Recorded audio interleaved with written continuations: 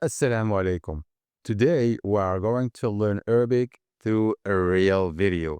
We will watch it together, then break it down into nouns, verbs, and expressions. And finally, put it all back so it makes sense. Let's watch the clip one time without stopping. Try to just listen and catch any words you recognize.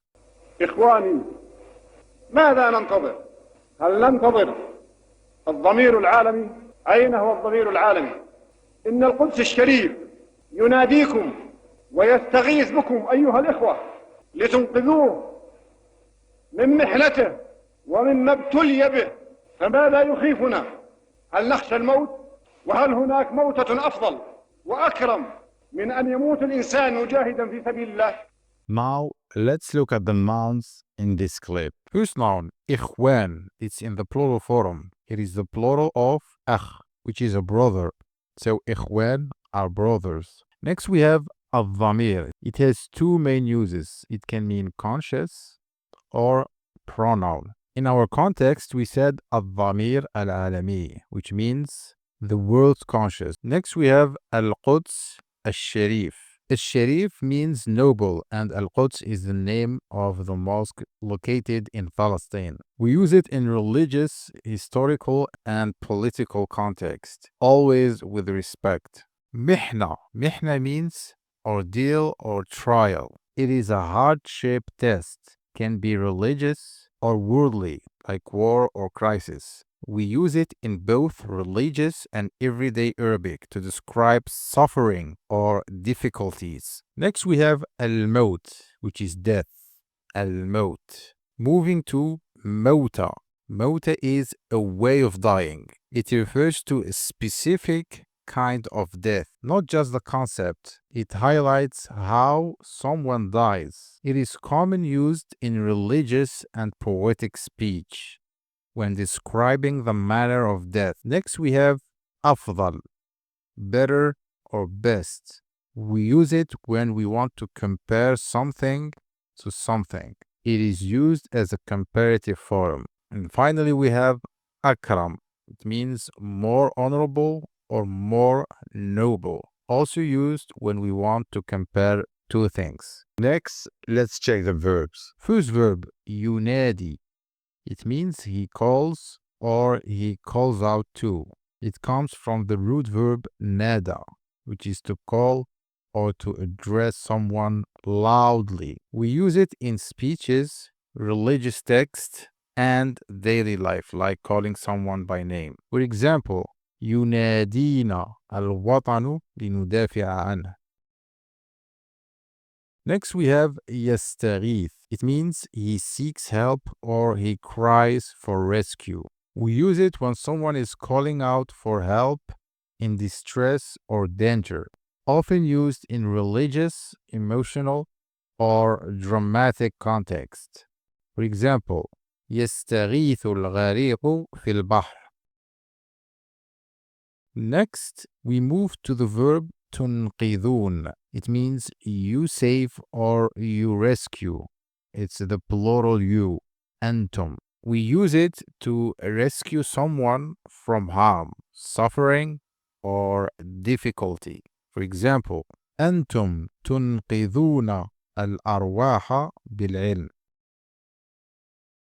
And finally, we have the verb ابتلي. It is in the passive form and it means he was afflicted or he was tested. The root verb is ibtala. It means to test or to put someone through trial. Here in our context, it means Al-Masjid al-Aqsa was tested by hardship or misfortune. For example, ابتلي الناس بالحرب. Now it's time to look at some useful expressions in the clip. First expression, ماذا ننتظر? It means, what are we waiting for? This is a rhetorical question. By the way, a rhetorical question is a question that doesn't need an answer. We are not expecting an answer. So, ماذا ننتظر is a rhetorical question expressing urgency or motivation to act. We often use it in speeches, debates, or when calling people to take action. For example, ماذا ننتظر لنصلح أحوالنا. Next, we have the expression ماذا يخيفنا. It means what scares us. This is also a rhetorical question that challenges fear and encourages bravery. For example, ماذا يخيفنا والله معنا.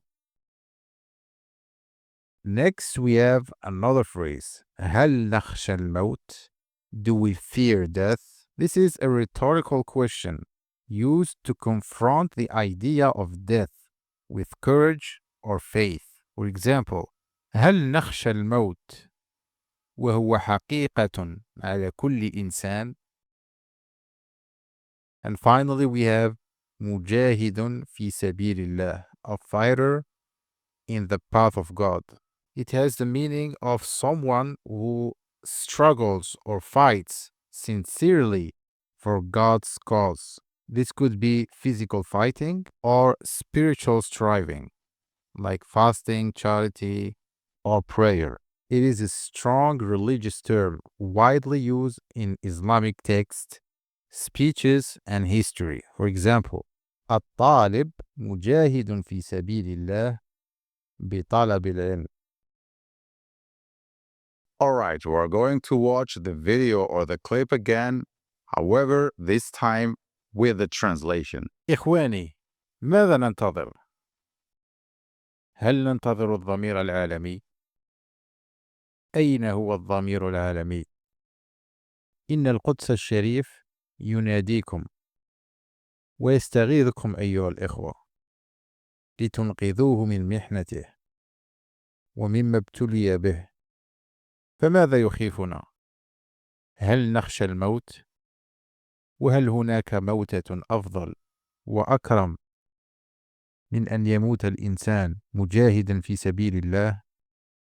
Try repeating the sentences out loud to practice your speaking. If you like this lesson and you want more lessons like these, please hit the like button and subscribe to our channel to get future videos the second I upload them.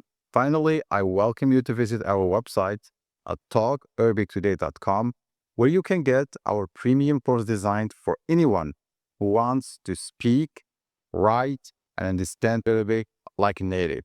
I start from like the 0 level up to the high level. The link is in the description.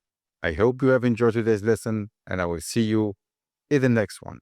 Till then, keep practicing, keep learning, and Assalamu alaikum wa rahmatullah.